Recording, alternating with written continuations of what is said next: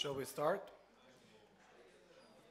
Dear guests, ladies and gentlemen, I hope that you had a pleasant lunch. Now we are continuing with our event.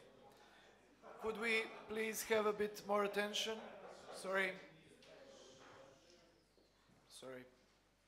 So, we are continuing with our event, and now we're going to hear a very interesting presentation about the info desk. I ask you to welcome Daniela Đorić from Euro Vienna, who is the project and finance manager at that institution. Daniela, the floor is yours.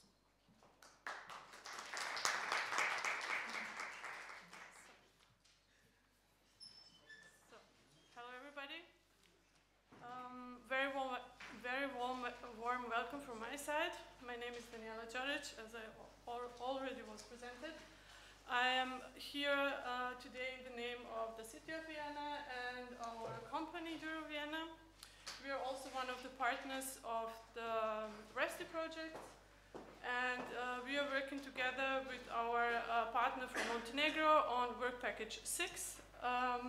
Work Package 6 is one of the main outcomes of the project. As Gabor already said today, Infodesk. So, ReSTI Infodesk, why? What is it? As we heard, ReSTI is targeting the improvement of project management knowledge, improvement of the skills and knowledges within the project managers, within our beautiful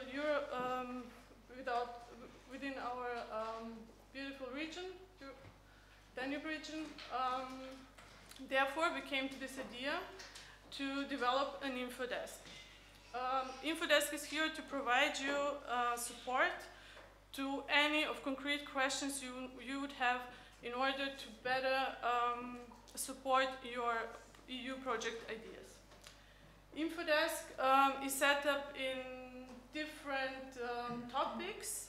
The topics are very much related to the modules you were presented today. Here. These are also our courses that you will also have the chance to see, or maybe if you're participating in our modules, you would have the chance to take. So we have project development, budget development, grant application writing, different project management issues, EU policy goals. I will not go through all of them, but just to give you an overview what kind of topics you can ask questions about within the Infodesk. But of course, if you have any other questions, please just write us. Of course, the questions related to EU funds. This is the content of the Infodesk. We set it up in like three parts, three tabs. You can see. I'm not sure if you can see it from behind, but the first part is like virtual help desk, so you can ask concrete questions. The answers will be provided by our experts. The experts are sitting with our project partners in all our 9 countries. And you should get the response within 5 working days. Then we have a knowledge base. This is this sheet, where you can find a glossary, then a project management tools, frequently asked questions, then the actual calls interesting for the Danube region, but also calls related to our topic, research and social innovation. And then you can also find self-test, but I will come back to this a little bit later. So this is the link you can follow, or you can use in order to ask us a question. It's a very, very simple online form where you put your data. You don't need to register. You just send us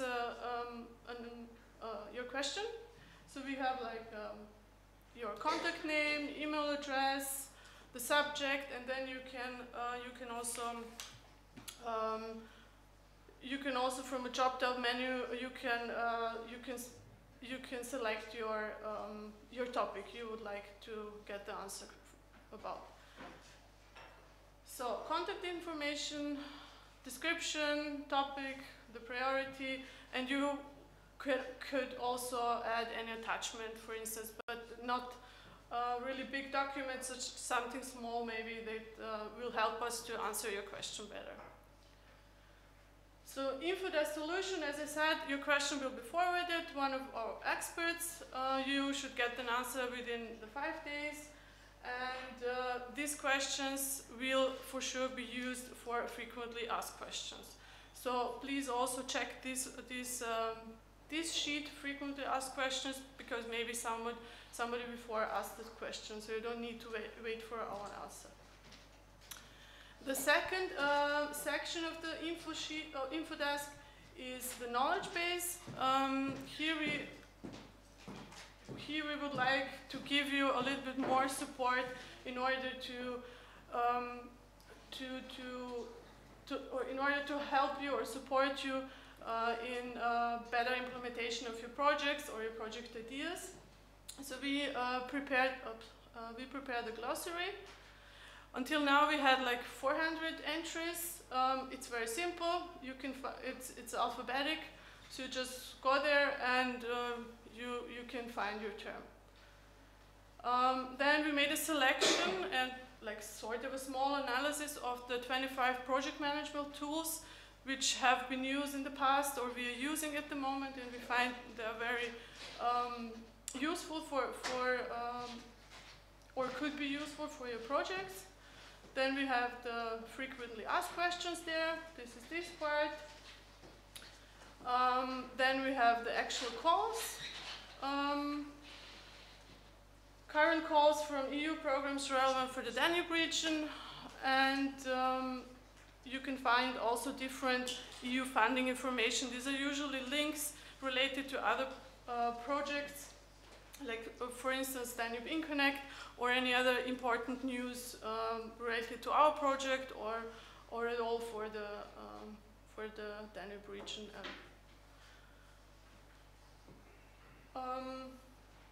Yeah, and about the self-test, this is what we are also created. It's an option if you're interested in our modules. You can have a small self-assessment there. There are just a few questions, and you can see what the modules are about, or if you should take this module or not. And then another very, very important date I would like to announce now. We are publishing or launching officially this InfoDesk on 14th of March. It's a sort of a webinar. You would just need to register. This is the link. You can register wherever you sit, in which part of the world, and see how this tool is actually working. So March 14th at 10 o'clock, please come and visit us and participate in our launch. Unfortunately, it's limited number of participants, so I would suggest you hurry up. So this is the registration link, and this is the hardware we are using, so maybe you should check it a day or two before the launch event. So, thank you very much. If there are questions, I would be glad to answer.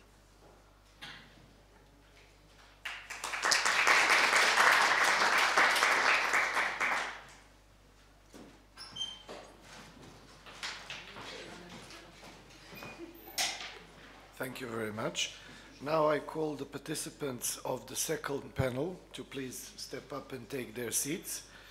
The panel is entitled Towards Capitalization of Strategy Goals, How to Fill the Knowledge Gaps by Linking Projects with Complementary Topics.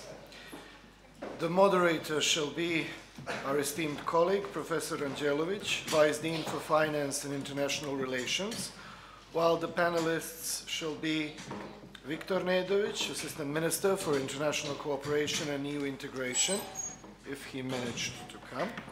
Diana Štrbac from the University of Belgrade Institute of Mikhailo Pupin, Maria Barkasi from the International EFKA, International Project Leader, and our esteemed colleague Jelena Filipovic, Professor at the Faculty of Economics. I hope that we shall have a good discussion.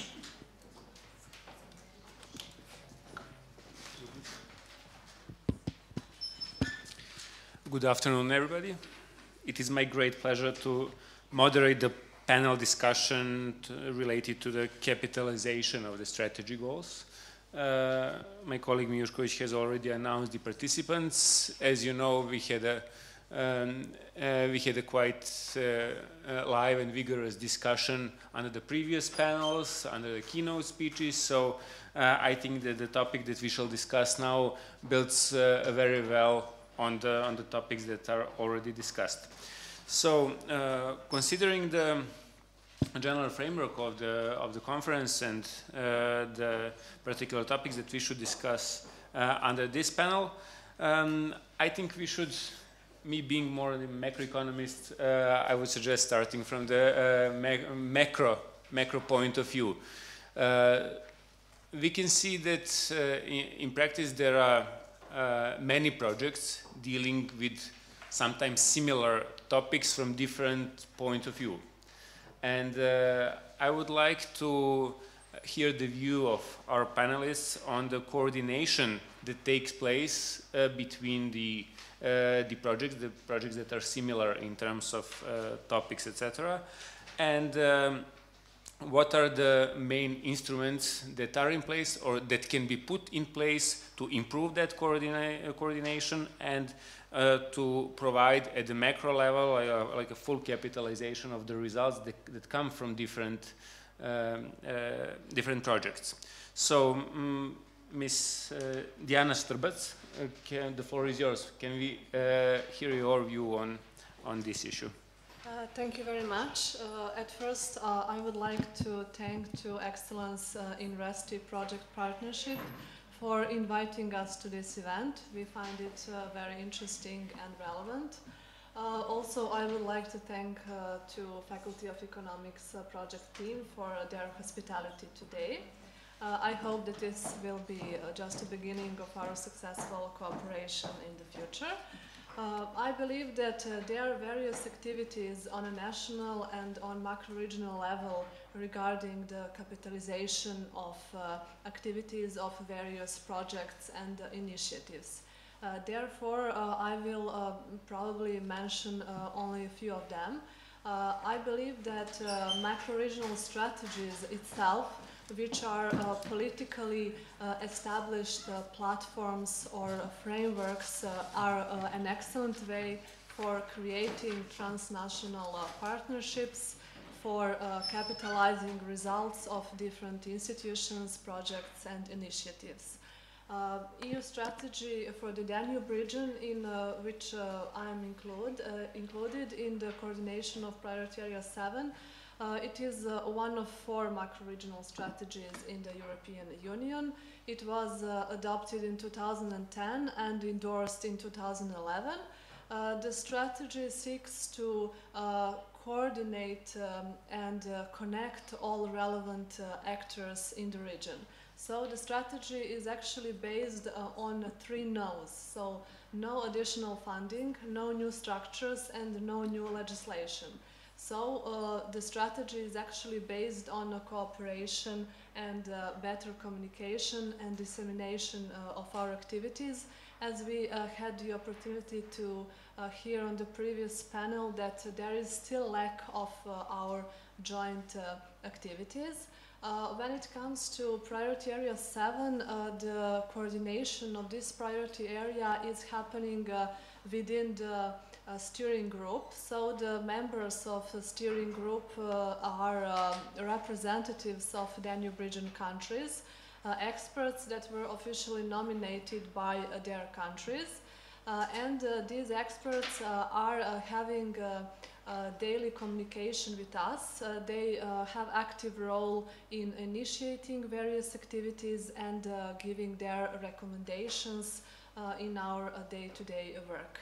Also, we have very fruitful communication with the flagship projects that were labeled as relevant for Priority Area 7, and we have different types of cooperation with relevant stakeholders in the region, such as the Danube Rectors Conference, Joint Research Center, and so on. Therefore, I believe that within each priority area is happening the communication and coordination of activities which are relevant for a certain thematic field. Also, within the Danube Transnational Program, last year at the very beginning, it was launched a DTP capitalization strategy. So this strategy has the aim to streamline the synergy activities between different projects in this program.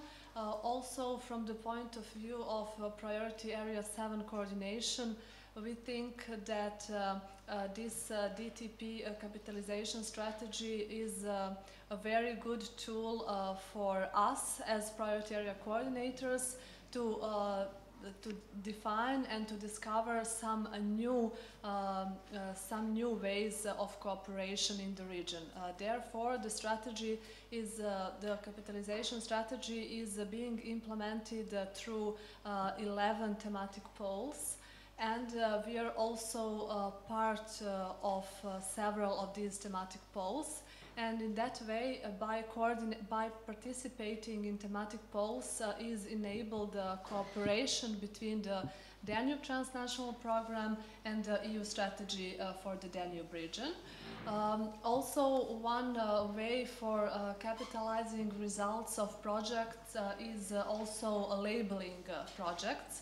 So labeling is one very soft concept of giving certain recognition for projects that are relevant for a certain priority area or for a certain macro-regional strategy. Therefore, through labeling, we can discover projects that can be relevant for our activities. However, the labeling has various shortcomings, and this concept for sure should be improved in the future.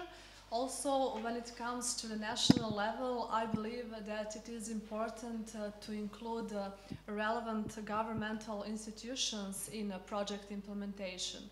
For example, within the Danube Transnational Program, we have that concept of associated strategic partners. So, for example, in Serbia, in certain projects, Ministry of Education, Science and Technological Development is associated strategic partner in different projects, and I consider this as very important because they can have a direct link to the results of the projects and to the recommendations that emerge as a result of these projects. For example, within one project in which I'm involved within the institute, it's EduLab project, which is dealing with the higher labor relevance of education.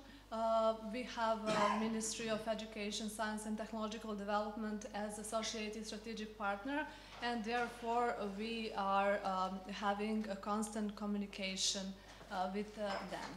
I believe that there are many other activities related to the capitalization in the region, but this is what I wanted to say at the very beginning. Also, Professor Nedović is here now with us.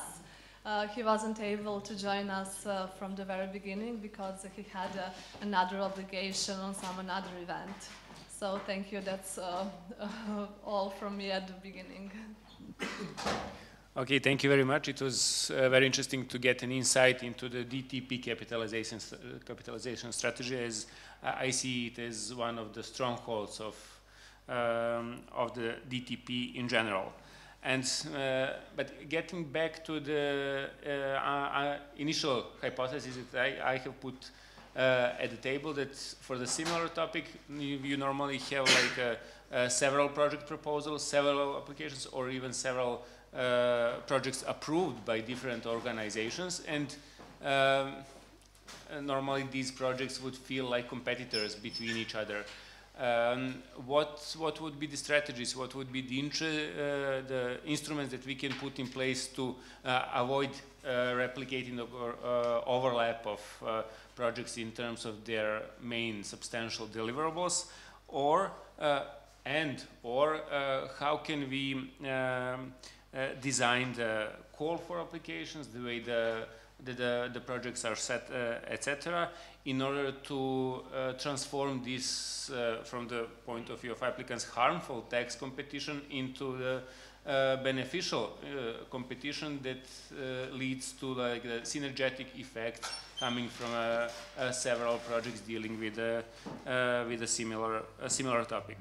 Ms. Filipovic, what would be your view on this? Okay, firstly, thank you for having me here, even though I'm coming from the Faculty of Economics. And I would say that it was very interesting what Diana mentioned in the first part, so if I can comment firstly on that. She pointed out that it is very good to have policymakers in our different kind of consortia, and I agree with that completely, but given that one of the main obstacles is understaffing in the ministries and other relevant policy-making institutions, I would say that some of the projects would be more would benefit more if we exclude. It's not always necessary to have a policy maker, but sometimes it's more weight put on the implementation side. This is just one thing that struck to me that it is important to mention, given that, for example, IPA or, for example, Interreg projects are dealing with policy level, but some of the projects and programs are more focused on implementation level. Anyway, to get back to my question about the competition versus collaboration, if I understood it well, I would say that depends largely on the institutional culture and overall culture in one society. But given that we can say that collectivistic cultures are more present in our territories, I guess it will be easier to nurture that kind of collaboration, actually, that kind of approach in our territories if we compare it with individualistic cultures. Anyway, I guess that more efforts should be put into coordination bodies, given that for all projects we have and programs we have national contact points which could act as one agent of steering the whole process as a steering body, and try to get different stakeholders into the same way. The other trend which really is quite advantage for us is that we are speaking about millennials, about coming generations, which are very much oriented to collaboration.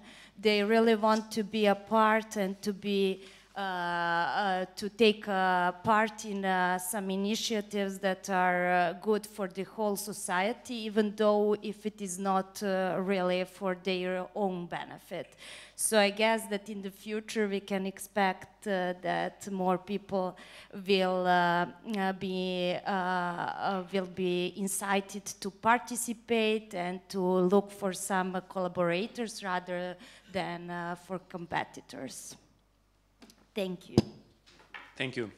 We also have now Professor Viktor Nedović here. Thank you for having the time to join the panel.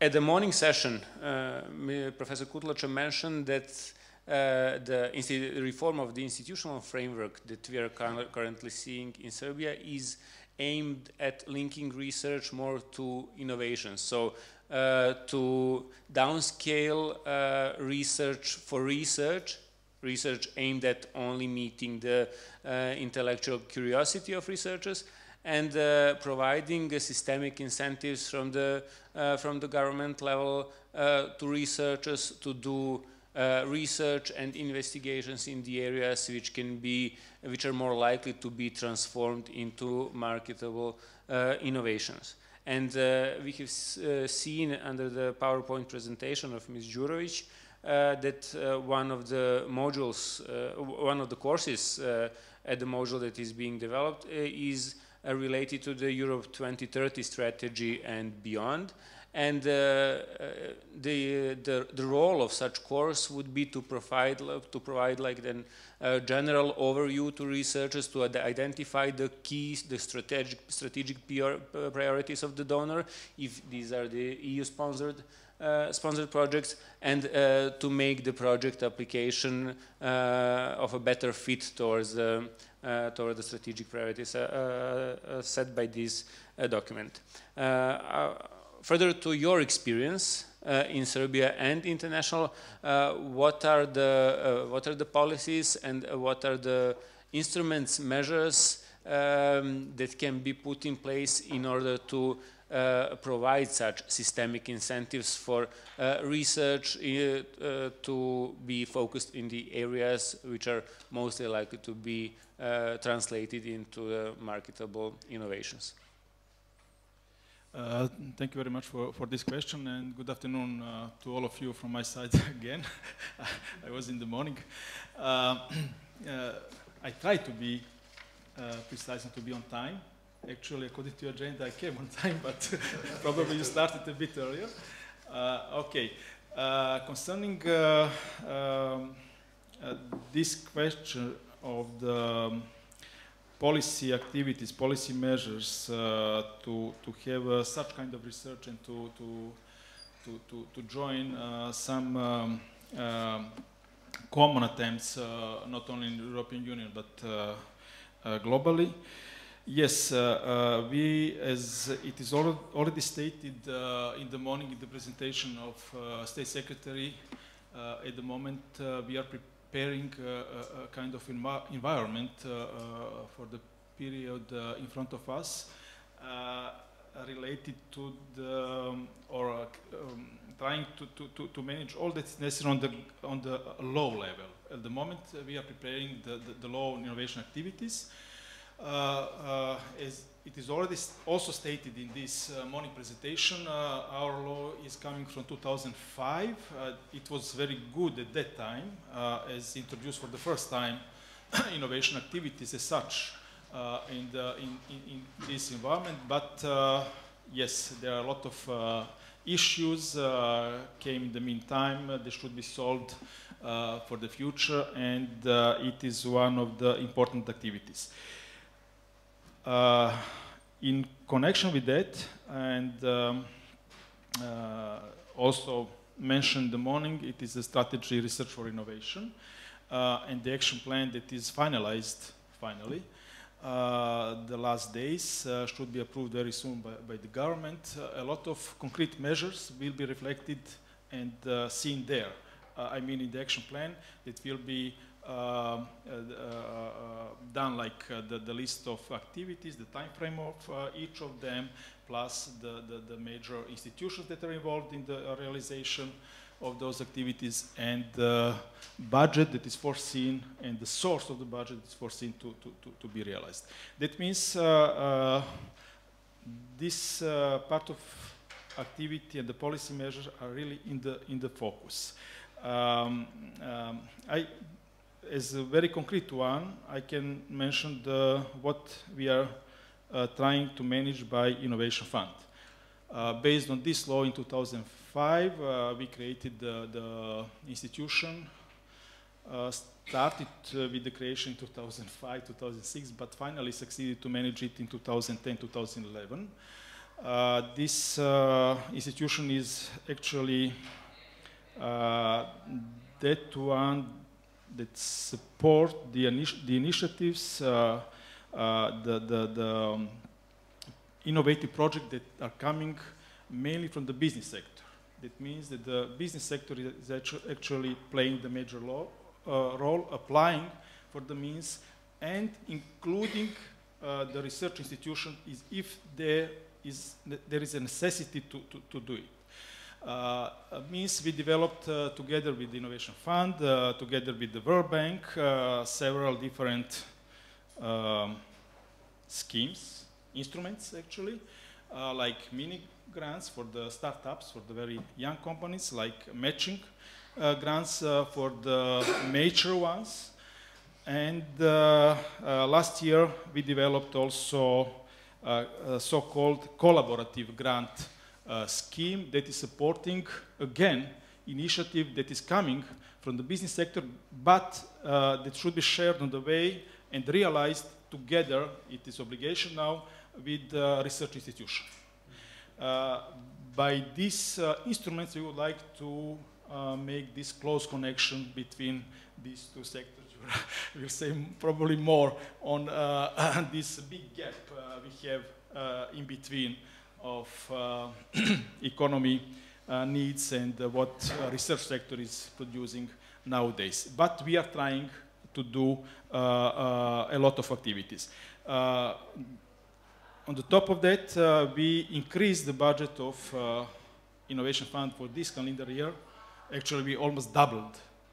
No, sorry, it's not doubled. It's increased for almost 50%. That's huge amount in comparison with all previous years. Also, we have additional source for their activities that is coming from the European Commission. That means from Institute for Pre-Accession Association, we are feeding on the way those activities performed by Innovation Fund, those instruments, and the government, the ministry, actually put additional amount of money and increased for almost 50% for this year the budget of Innovation Fund.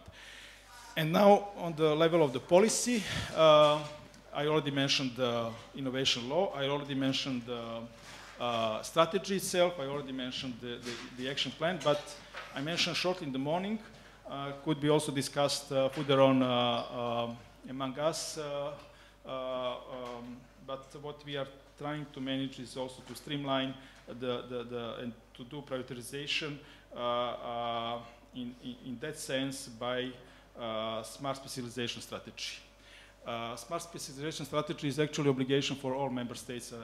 We have the representatives here, probably of several of them,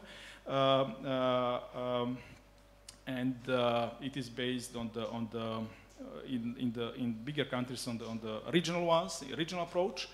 For the smaller ones, it's a national one, and Serbia, together with some other countries, but is the first still non-member EU member state, started to prepare the ground and to do the activities related to the smart specialization. We one year of the implementation of our roadmap and the action plan is already behind us. We are in the second year of all of these activities. What we did previous year, we produced a kind of document report that is mapping economic research and innovation potential of the Republic of Serbia that is based on the evidence, on the exact data we have in at the different institutions and different levels in our statistical office, in our office for intellectual property rights, in different ministries, and so on and so on. That means the document is here. Our analytical team that is led by Professor Kutlača also give very important contribution to that. And we are facing now so-called entrepreneurial discovery process that is actually the open dialogue with the major stakeholders in the system, trying to to recognize or to confirm the priorities we already recognized by the data, or eventually to have some additional ones, to discuss them and to see if we missed some important ones in our previous analysis. That is the process that already started by Innovation Camp organized in Science and Technology Park, Belgrade last year in December, on the topic that is already recognized in the report, and it is software engineering as one of the important for our economy here in Serbia. We organize trying to putting on the table some of the major challenges for that sector, trying to find in the open discussion some of the possible solutions. We prepared the report, and we are aiming now to do similar work in to repeat such event in regionally and in different sectors, and to round this process probably before the summer break, and to continue to prepare the strategy itself. By this strategy, this strategy is for the member states. This strategy is obligation is they can approach investment funds, structural ones, only if they have such a strategy. For us, it's still not obligation, but we would like to reserve, to create, to put our existing funds in line with the future priority areas that will be recognized by the strategy itself, and to actually be able to push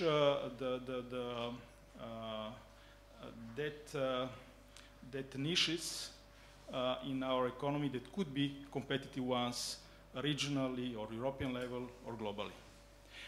There are a lot of measures and activities at this very moment, but I try to narrow down some of them that is related to your question.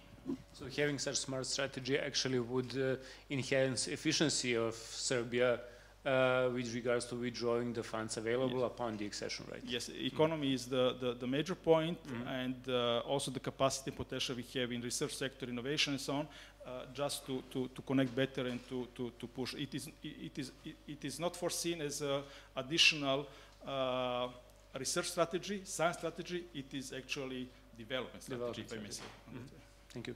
Thank you. Are more efforts are going to be put on, for example, interdisciplinary research compared to basic research, or? It's again the question related to our national financing of science. Actually, at the moment we have this multidisciplinary approach with one program. We have one related to the basic sciences, and we have one related to technological development. But all in all, if we try to estimate which part of the budget is actually dedicated to each of these, it will be around 50-50, if I'm not wrong, probably not more, not much that is going to the basic sciences, that is going to the research one. But with those activities and with this increase, bigger and bigger increase of the investment through the Innovation Fund, we will probably increase that part that is going directly to the applied science. Well, speaking of the multidisciplinarity is actually related to my next question that I would like to discuss with Mr. Carlsen. One of the important aspects of viability of the project is its sustainability. And it's actually one of the items that substantially plays a substantial role in evaluation of the project proposal, etc. What are the ways, what would be, based on your experience, the approach or the advice that you would give or you would follow in drafting the project application or managing the project in order to make the project sustainability one of its strongholds? Is it like a multidisciplinary design of the project, so to make the results of the project easy to adapt to different environments and different circumstances, and making use of it for solving different sort of problems, or some other approach? No, I think you're more or less in the right direction with that. I think that one thing that all research and innovation projects need to probably do a better job of, and something that we try to do is to try to, within their communications, do a better job of reaching out to your target groups and doing a better job of managing peer-to-peer communications and in building that into how you design your project and the way you implement your project, because in the end, those users and their peer-to-peer communication is going to be the essence of how sustainability is managed going forward, because ultimately it's for them. The innovation is for whom? It's for the end user. And we need to do a better job of reaching out to those end users, letting them communicate within themselves, but also with ourselves as project implementers, to ensure a better flow of information so that we get more complete feedback in what it is that we're trying to generate at the end of a project. Of course, this needs to be done from the outset, from the project planning process all the way through implementation, all the way to final dissemination, to ensure that items are going to be sustainable going forward. So I think that for me, that aspect is kind of a core element. Now, of course, our organization, we're a small nonprofit organization, so we come from that perspective. We deal with those issues a lot, so it's natural for us to take that perspective. Maybe from a larger institutional standpoint, it might be a little bit different, and I think that it would be. But realistically, I think that it's important for the peer-to-peer connection to, how would I put it? Let me just think of how I want to formulate this. I don't want to step on myself here. I think what's important here is that, for me, the peer-to-peer communications really be an anchor of how it's being designed, okay? Because as we go forward, and we heard in the last panel, the younger individual was speaking, I forget what his name was, but he was talking about how he would go through his education and he would come out and he really didn't have those skills. And what we have sometimes a situation where we run through a project that develops something that is seemingly innovative, but innovative for who? For whom?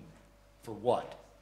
And that really requires a better job on the part of project implementers, government, educators, so forth, do a better job of reaching out to the end user and ensuring that their input is really what do they need, and not what do they need now, what are they going to need next year?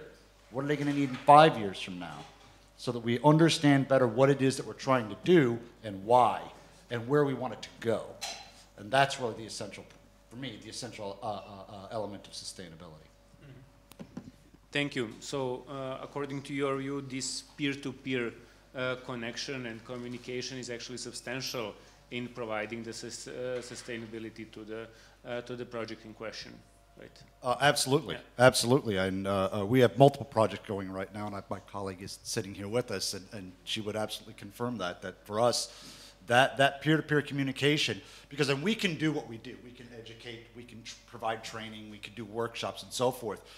But when we're done with that, what then? Mm. If we don't help facilitate that peer-to-peer communication of what the innovation is, so that they can work around it, because ultimately, innovation by its very nature tomorrow isn't innovative anymore. Mm. Okay? And how do you maintain that innovative step forward? Well, we don't do it because we're done with the project.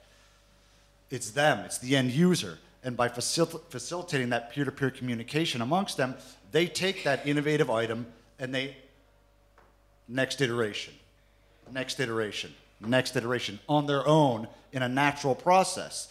So it's really important for us to have that built into what we do so that as the project ends and goes forward, sustainability is naturally maintained by the peer-to-peer community, by the end users. Mm-hmm.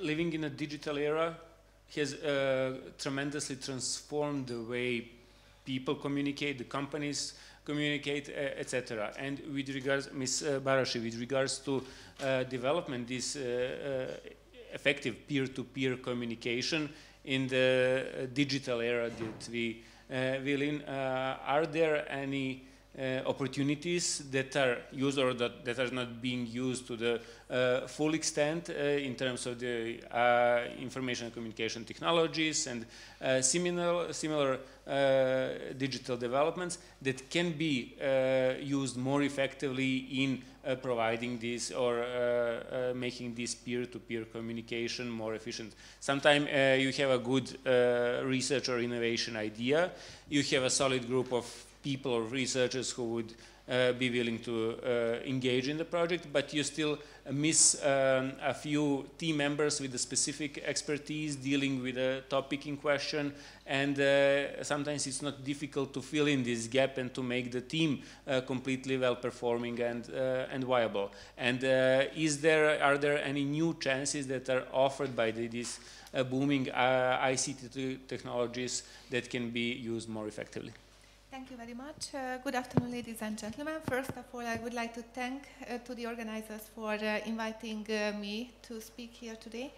I feel myself extremely proud because I am leading the thematic poll number 3 on entrepreneurial learning systems, and this project is part of this group.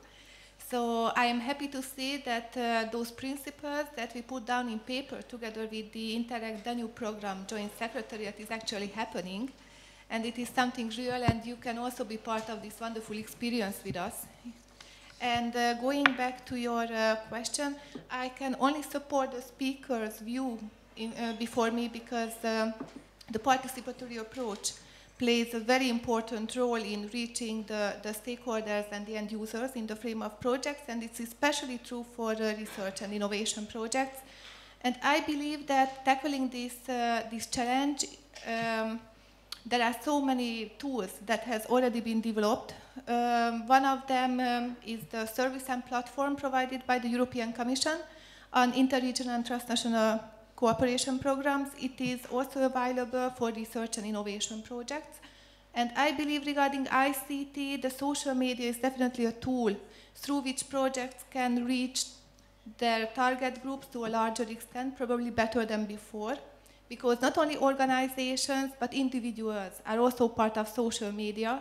And through this way, communication gets more direct and more effective in our generation. Of course, you know, some of us don't really know how to use Twitter. And of course, the new generation, especially the target group of this project, is a great user of this wonderful opportunity, but I believe that even the older generation can learn a lot and collaborate with the younger generation, especially in the frame of projects like this one that you are participating in. And we believe that in some years' time, we won't even have the chance to speak about digital literacy gaps between generations, because everything is moving towards the very same direction. Thank you. Thank you. Building on that, we have an initiative in Southeastern Europe, actually in the former Yugoslav countries now, for the development of a comprehensive database or data set of the researchers at the universities and the research institutions in the region, in order to get a comprehensive insight into the human capital or the social capital that we have in place in different fields of research. Because in small countries and in open countries with a large-scale migration, sometimes it's not easy to make sufficient concentration of human capital that you need to perform some tasks properly. And in that respect, this platform, electronic platform that is under development, can be an example of use of ICT technologies for improvement of these peer-to-peer connections and development of new connections. So we started a few minutes earlier, so we have still some 10 to 15 minutes free. So I open now the floor to the audience to put the questions.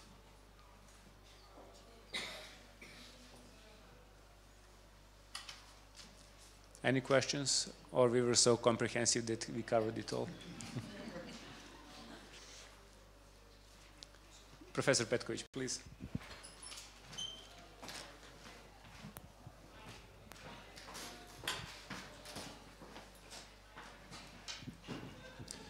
Thank you for the opportunity to discuss in this important meeting.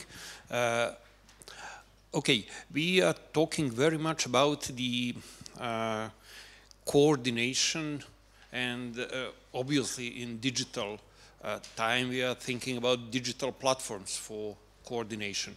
However, these different Interreg projects or projects concerning EU strategy, EU SDR, we have different areas that should be connected into the strategy. So Ms. Strbac was talking about coordination within the priority area 7. There are 11 priority areas, and it is inherent to this project that people from different priority areas somehow should be coordinated. I must say from my experience that it is not always so. I personally have been involved very much in priority area 3, which is culture, social movements, intercultural flows, and tourism. So there are some other priority areas, transport, water regulation, blah, blah, blah. If we are talking about research projects, if we are talking about innovation, what should be more logical than to try to overlap with the different priority areas and to try interconnect research in water regulation, research in cultural movements and tourism. It is not happening. I know about the projects about cultural routes that serve to tourism that should be connected, interconnected with the research in archaeology, research in art, research in some similar areas. But my experience is that more usually themes are working in their scope of work with not enough interrelation between these areas. So my question or my dilemma is whether the digital platform could help us to exchange our ideas. I believe that also some old-fashioned coordination mechanism like joint work, like joint conferences, joint workshops might be even more of help. Or both. All of us are doing both things together. So we are now in the room, and half of us are looking at some screens at the same time. So we need, obviously, to have both vehicles, both mechanisms of coordination. So maybe somebody of panelists could react or give some reaction on this. Thank you. Thank you for your question. I think that you have noticed well the character of priority area 7. It is a more horizontal priority area, so we are more or less involved with all other priority areas. So we have the possibility to cooperate with all of them. Unfortunately, our resources and time are very often limited. So we, in each occasion and in each activity, are not able to cooperate, but we are always open for various initiatives from the stakeholders or from the individuals from the region.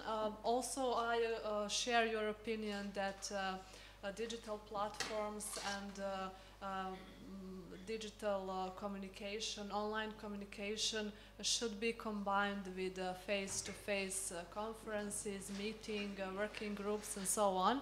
Therefore, I believe it is the best combination of these two ways of communication and cooperation. For example, I prefer those events in which you can register on a certain platform in advance, where you can create profile and to see other participants, or maybe even to book some meetings with those participants. For example, every year during the annual forum of the USDR, we have such platforms where we can, only when you're logged in, you can see the participants, and then you can see if that participant is opened for meetings and what are the available time slots for meetings with them. So I think it has a very good practice. However, such platform, I suppose it can be costly, and it is effective and relevant only when it is a big event. I don't know, over 200 participants and so on. I don't know if Professor Nedović would like to comment.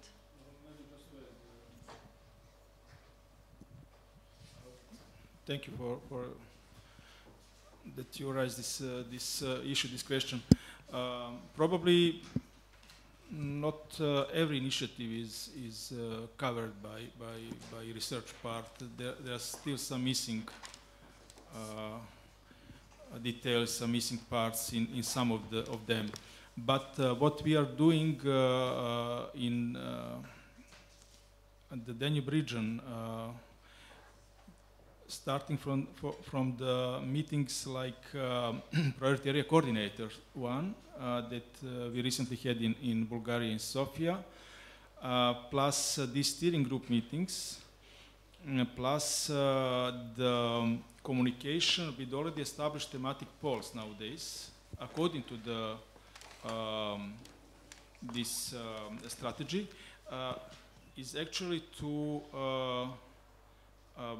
find out the particular needs of some of the projects. From one side, this capitalization is important for the project themselves, to streamline some of the activities, to make the broader networks, probably to apply tomorrow for some other projects in the similar calls or even in framework programs. But from the other side, it is also important for us.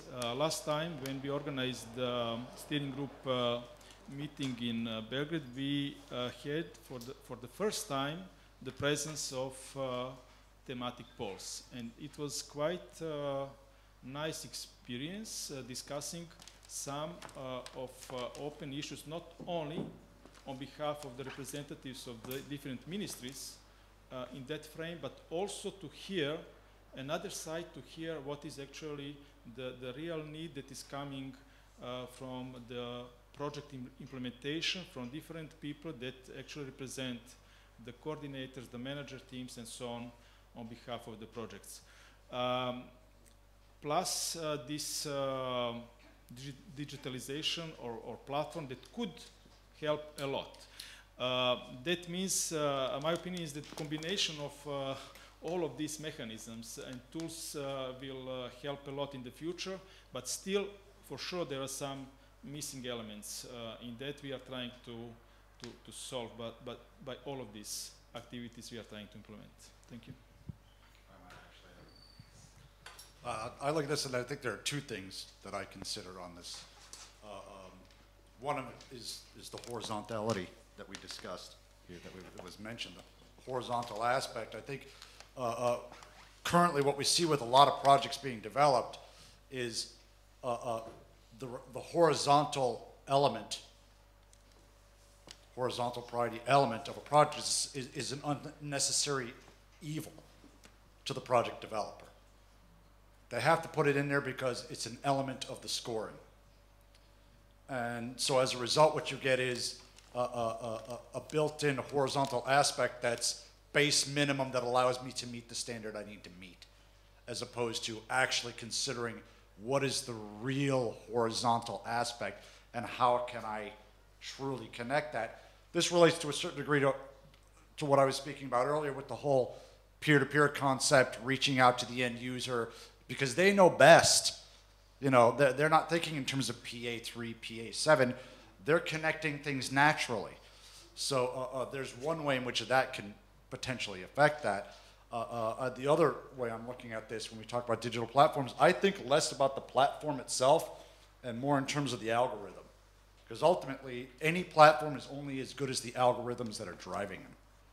And I think what we need to see, especially from higher education institutions, from development institutions that are working in these fields specifically, would be a need to have a greater level of developing algorithms that empower project developers to be more efficient in how they develop projects within, and how they connect with other people, how they can assure that they're being efficient in their communications with other projects and with other project managers, to ensure the greatest level of synergy between projects and to ensure that they're having the maximum level of horizontal impact and not just the bare minimum that I need to get the project through.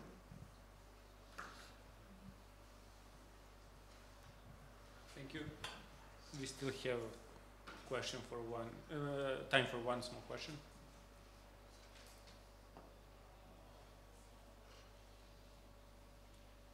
If not, I would like to thank to our panelists for an insightful discussion and for the questions from the audience. So our next session is actually a special event, Reaching Through the 5 Doors, and it seems that it takes place in cafeteria. So we shall start now. We should continue now there. Thank you, everybody.